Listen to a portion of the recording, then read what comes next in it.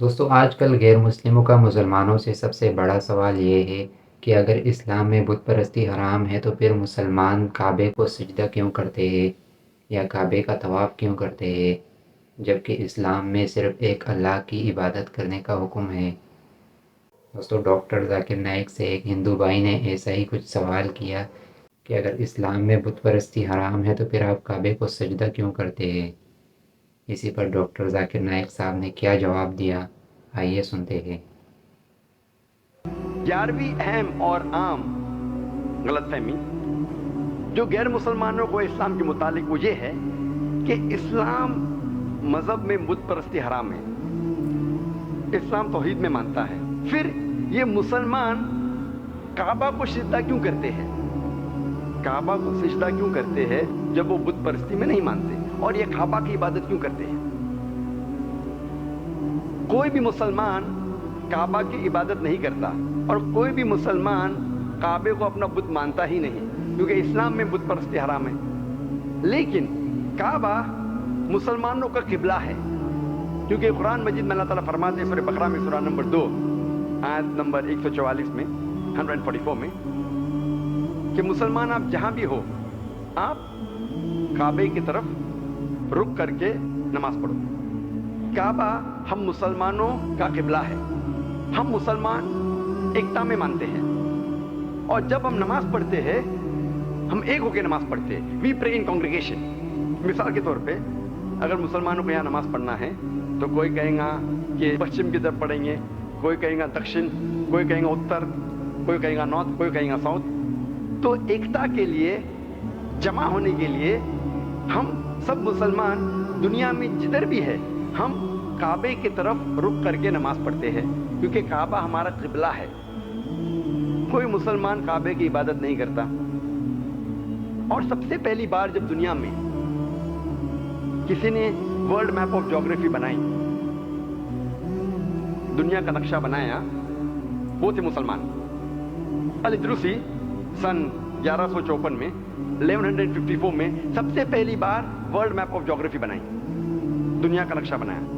اس وقت مسلمانوں نے ساؤتھ پول کو اوپر رکھا اور نارتھ پول کو نیچے، اور کعبہ بیچ میں تھا۔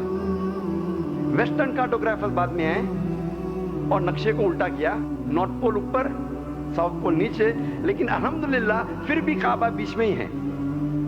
کعبہ از ان دا سینٹر۔ اسی لیے جدھر بھی آپ دنیا میں ہیں، اگر آپ نارتھ میں ہیں دنیا میں رہ رہے تو آپ ساؤتھ کی طرف نماز پڑھیں گے، اب اگر آپ ساؤتھ پہ رہ رہے تو نارتھ کی طرف نماز پڑھیں گے، ایسٹ میں تو ویسٹ، ویسٹ میں تو ایسٹ میں، جدھر بھی آپ ہیں ہم مسلمان کعبہ کی طرف ہمارا رخ کر کے نماز پڑھتے ہیں۔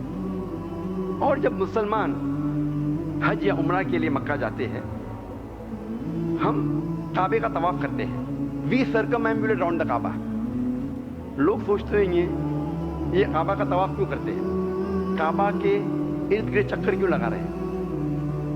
کیونکہ یہ اللہ سبحانہ و تعالیٰ کا حکم ہے، ہمارے رسول کا حکم ہے۔ لیکن اگر میں منطق سے سوچوں تو میں یہ سمجھ سکتا ہوں کہ ہر دائرے کا ایک ہی محور ہے۔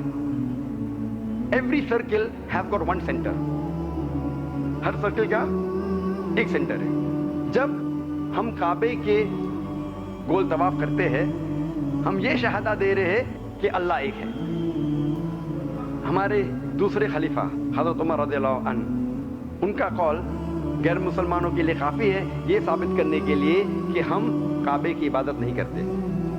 لکھا ہے صحیح بخاری میں جلد نمبر 2 کتاب الحج چیپٹر نمبر 56 حدیث نمبر 675 675 حضرت عمر رضی اللہ عنہ وہ کالے پتھر کو دیکھ کے کہتے ہیں، حجر اسود کو دیکھ کے کہتے ہیں کہ یہ پتھر نہ ہی مجھے کچھ فائدہ پہنچا سکتا ہے نہ ہی مجھے نقصان پہنچا سکتا ہے، کیونکہ میں نے میرے رسول کو اس پتھر کو چومتے ہوئے دیکھا، اسی لیے میں اسے چوم رہا ہوں۔ یہ ان کا قول، یہ کہنا حضرت عمر رضی اللہ عنہ کا کہ یہ کالا پتھر نہ فائدہ پہنچا سکتا ہے نہ نقصان، کافی ہے یہ ثابت کرنے کے لیے کہ ہم اس کالے پتھر کی عبادت نہیں کرتے۔ اور محمد صلی اللہ علیہ وسلم کے دور میں کئی صحابہ کعبے پہ چڑھ کے آذان دیتے تھے۔ کوئی بھی इंसान जो बुत परस्ती करता है अपने बुत पे कभी भी नहीं खड़ा होगा। ये साबित होता है कि हम काबे की इबादत नहीं करते, काबा हमारे लिए किबला है, वो एक दिशा है। अल्लाह ताला हम सबको समझने की और अमल करने की तौफीक अता फरमाए। आमीन।